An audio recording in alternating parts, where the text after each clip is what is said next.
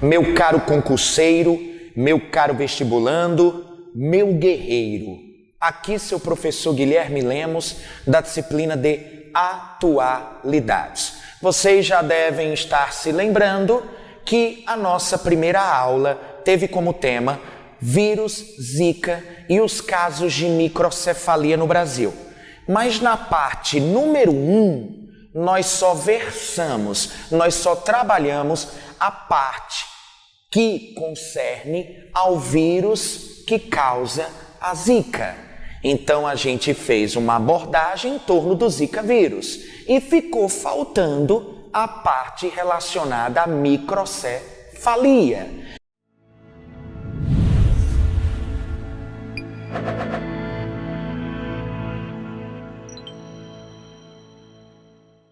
Então eu gostaria primeiro de lembrar a vocês algumas informações que eu acho muito pertinentes.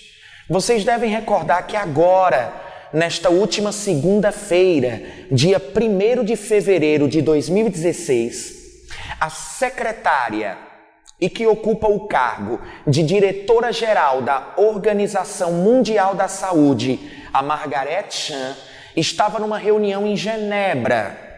E nessa reunião, ela decretou que a Zika e a microcefalia são casos que repercutem internacionalmente, ou seja, a Zika e a microcefalia colocaram o mundo em alerta máximo, em estado de emergência de saúde internacional. E aí você me pergunta, Guilherme, então a coisa de fato é muito séria. Sim. Se vocês observarem mapas que trazem a epidemia de Zika sobre o globo, você vai observar que além de ser uma epidemia, uma doença que dissemina com uma rapidez que torna difícil os governos conseguirem controlá-la, eu tenho também o caráter de endemia. Se vocês observarem, a Zika é uma doença, é uma virose que permanece durante algum tempo, principalmente no continente americano, sendo mais específico na América Latina, desde o México até o extremo sul da Argentina. Mas nós sabemos que nos Estados Unidos, América inglesa ou anglo-saxônica, já foram registrados os primeiros casos de Zika e inclusive de microcefalia.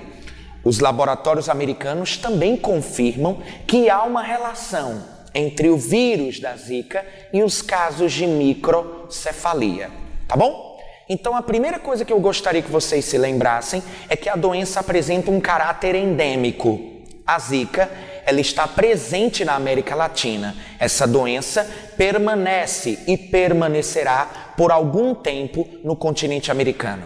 Inclusive, os dois países que possuem o maior número de casos registrados de Zika são, respectivamente, Brasil e Colômbia, tá bom?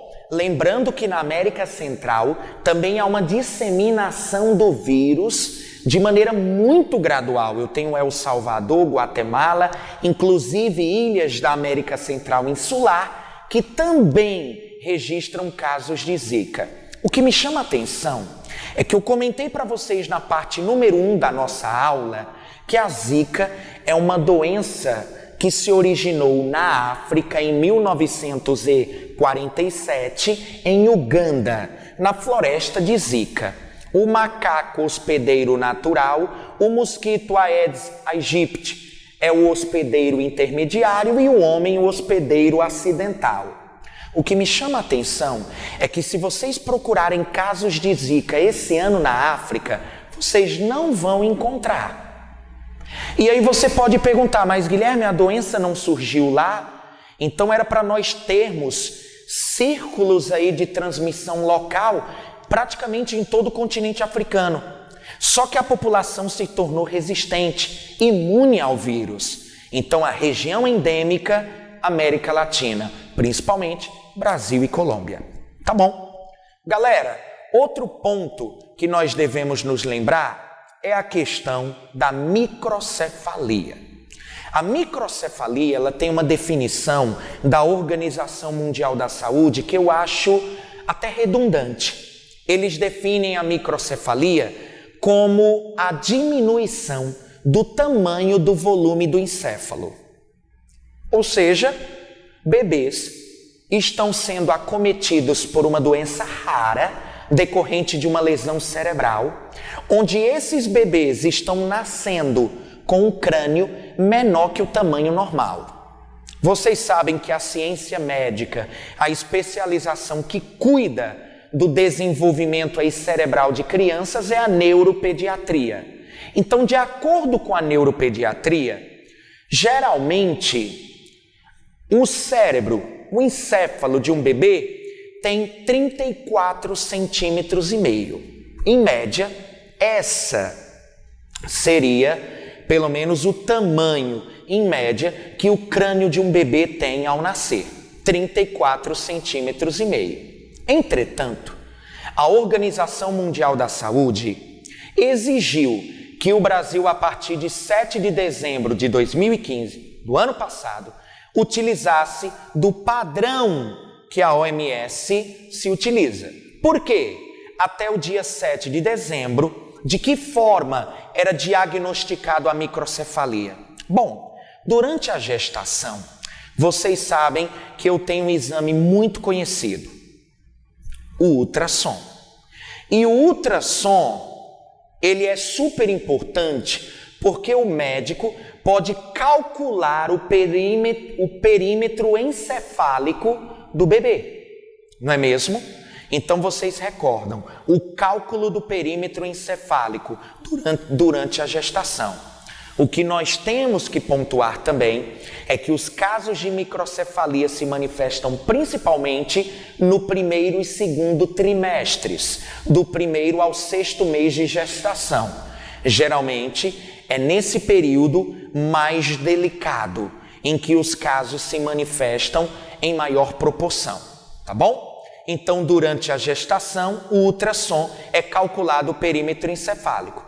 Após o nascimento, também ao cálculo do perímetro encefálico. Até o dia 7 de dezembro, o Brasil se utilizava de duas medidas.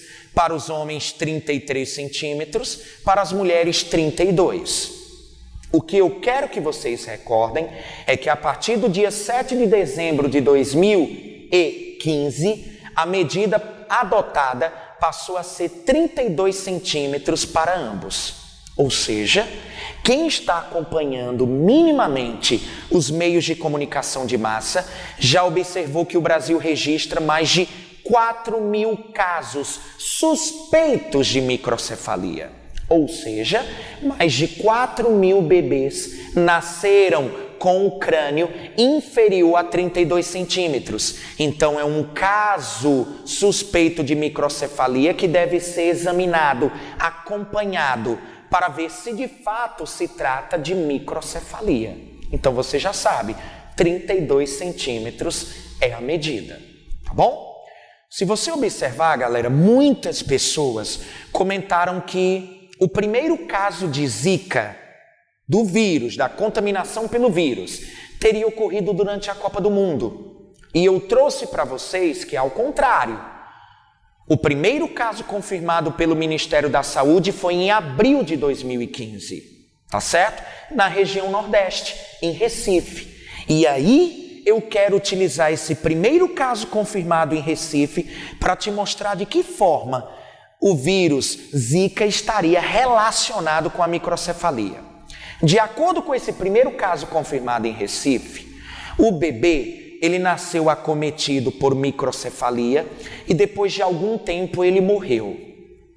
Médicos fizeram um exame chamado amniocentese, onde eles encontraram, obviamente, células do bebê no líquido amniótico.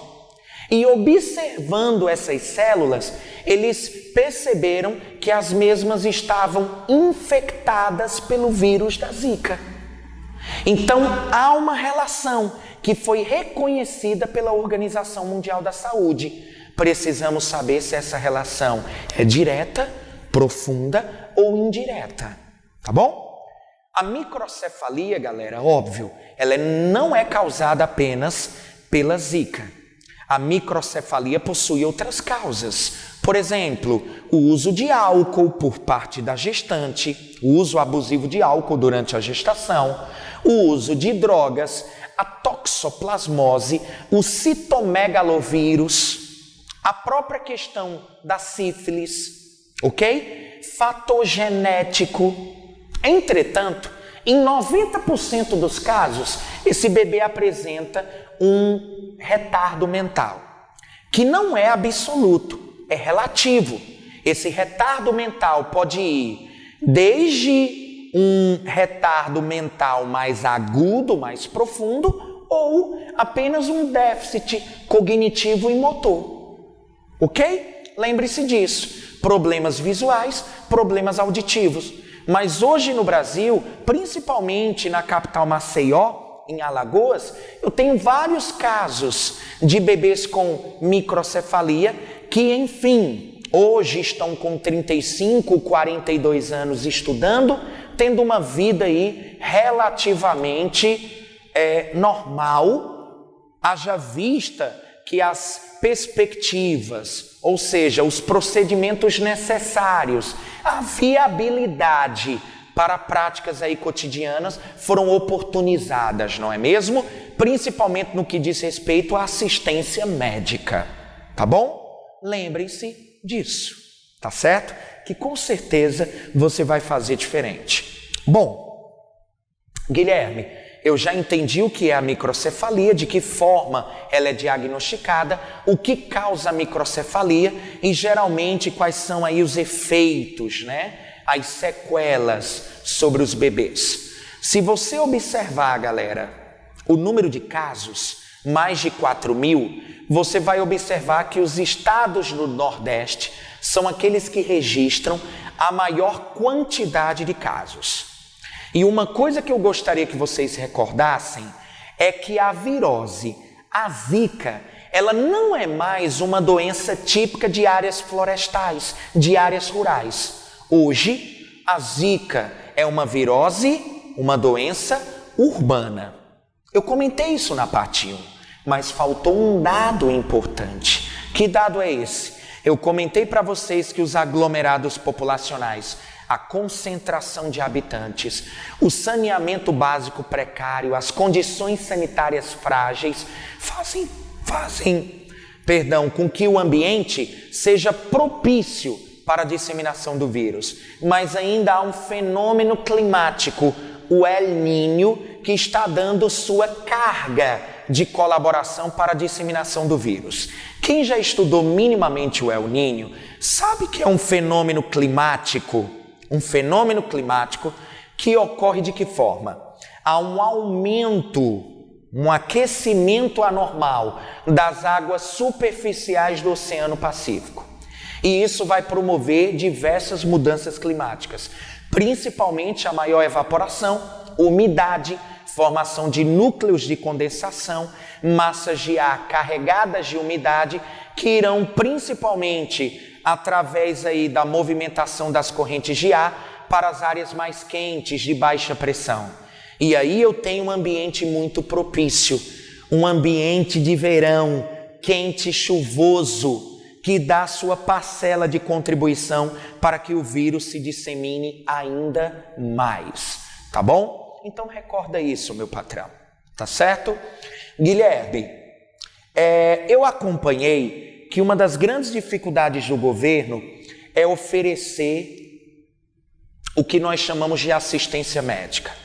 É necessário para esses casos comprovados de microcefalia que o bebê seja acompanhado por uma equipe médica multidisciplinar. O governo já aprovou o chamado benefício da prestação continuada.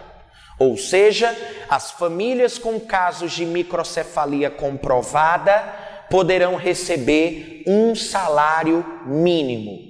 Entretanto, há casos em que as famílias estão dizendo que a renda a ser comprovada é de 1/4 do salário mínimo para receber o benefício. E mães que estão procurando atender aos pré-requisitos para receber a ajuda e não estão recebendo. Então nós estamos diante de um problema de saúde pública muito grave, muito grave. Lembre-se que há um problema crônico da nossa saúde, que é o investimento pesado em medicina curativa e o pouco investimento em medicina preventiva. E por isso vem uma das principais dificuldades dos meus alunos. Geralmente meus alunos dos cursinhos presenciais, das turmas de concursos públicos, das faculdades onde eu tenho turmas preparatórias para o ENAD e nas turmas de ensino médio preparatórias para os vestibulares tradicionais e do Enem, há uma dificuldade, por exemplo, na produção textual de pontuar as propostas de intervenção, as possíveis soluções. E aí eu gostaria que você me acompanhasse. Eu tenho propostas de intervenção macro e eu tenho propostas de intervenção micro. E aí eu quero, dentro daquela regrazinha do GOMIFES, que na perspectiva macro nós nos apropriamos da esfera governamental. O que pode ser feito de baixo para cima. E na esfera micro, sociedade, o que pode ser feito de baixo para cima. De cima para baixo, governo, de baixo para cima, sociedade. Macro e micro. Vamos primeiro na perspectiva macro. Primeira coisa, vocês devem ter acompanhado telejornais mostrando que uma das grandes dificuldades dos agentes de endemias é entrar nos estabelecimentos fechados.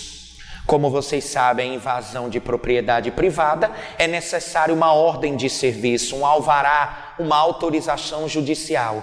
E isso já está ocorrendo em vários municípios brasileiros. A Secretaria de Saúde do município está entrando na justiça para conseguir a autorização para entrar nesses estabelecimentos fechados e realizar a eliminação dos criadouros, dos focos do mosquito. Inclusive estão levando chaveiros para poder adentrar a esses recintos. Galera, perdão, é muita aula, meu patrão. Só hoje, 6 aulas de manhã, 5 à tarde, e eu ainda vou encarar mais 4 à noite. Então a voz, galera, falha mesmo, meu patrão. Falha mesmo. Então, pessoal, não esqueçam. Uma proposta de redação, pelo menos uma proposta de intervenção macro interessante, seria você colocar o quê?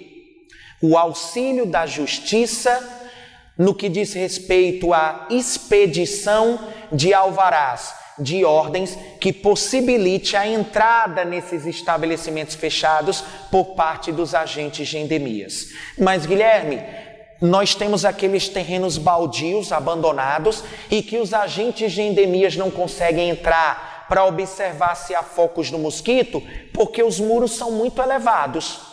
Veículos aéreos não tripulados. Outra proposta, o uso de tecnologias. Os veículos aéreos não tripulados, conhecidos como drone.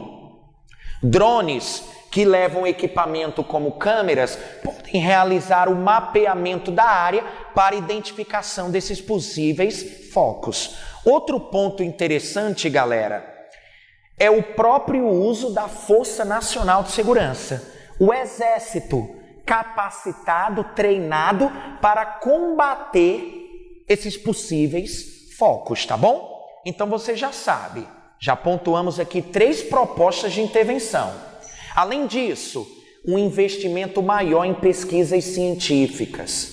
Por exemplo, o Instituto Butantan e o Instituto Evandro Chagas, vocês devem recordar, inclusive muitos pesquisadores abriram mão do Natal e do Ano Novo para se debruçar em torno do estudo envolvendo o vírus que causa a Zika. Então observem que para produzir uma vacina é necessário de 3 a 5 anos. Além disso, nós temos a política de patente dos medicamentos. Você deve recordar, por exemplo, o pesquisador do Instituto de São Carlos, de Química de São Carlos, em São Paulo, o Gilberto Chierici, e a famosa pílula do câncer, a fosfoetanolamina. Como vocês sabem, para produzir o medicamento, 3 a 5 anos. Para um laboratório ter a patente, o direito de produção do medicamento, em média 8 anos. E o laboratório ganha dinheiro em cima da venda do medicamento por mais 25 anos até se transformar num bem público. Então, uma das propostas de intervenção seria a desburocratização da política de patente dos medicamentos. Para quê? Para que a vacina, a cura, chegue mais rápido às mãos de quem precisa. Tá certo? Tá joia? 4 propostas. Com relação a micro, já estão analisando a viabilidade de recrutar voluntários dentro dessas comunidades mais infectadas, e esses voluntários, obviamente, podem colaborar com os agentes de saúde. E aí eu tenho eliminação dos criadouros, locais que possam acumular água, eu tenho, além disso, telas nas portas e janelas, uso de repelentes, onde na composição química você deve observar se possui 2 elementos: a icaridina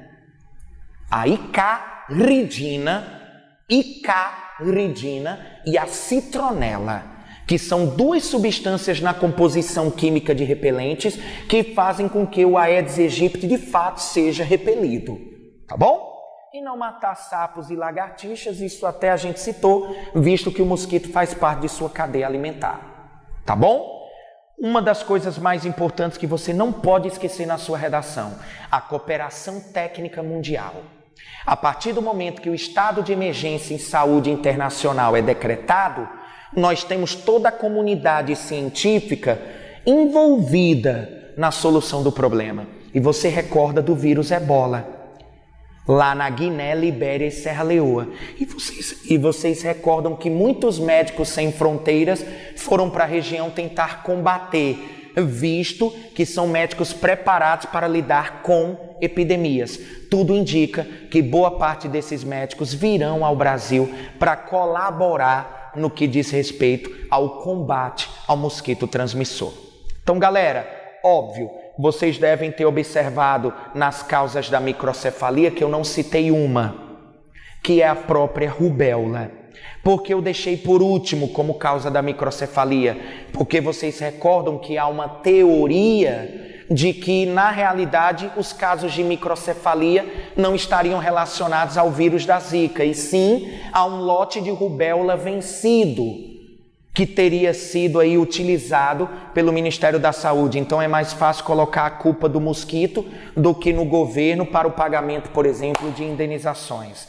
Mas lembre-se, isso são teorias conspiracionistas que carecem de comprovação científica. E aí, cenas do próximo capítulo. Esse é um tema que não se esgota. Mais desdobramentos surgirão e você não precisa se preocupar, porque nós do Humanas em Foco estamos acompanhando diariamente novas informações para lhe passar. Guilherme, a Zika só causa microcefalia? Já sei o que você está pensando. Já há casos de Zika relacionadas a uma outra síndrome, chamada síndrome de Guillain-Barré. Um formigamento nas pernas e nos braços, palpitações, desmaio, vertigens, e aí a pessoa desenvolve uma doença neurológica caracterizada por uma paralisia corporal que pode durar horas ou dias. Tudo indica que também relacionado à Zika. Então, galera, estamos diante de uma ameaça global, tá certo? Não se preocupe, até o próximo encontro, e sempre que houver novidades em relação ao assunto, nós estaremos aqui de prontidão para te passar. Humanas em Foco, aprender está ficando cada vez mais divertido. Um cheiro grande, um abraço e até o próximo encontro, se Deus quiser.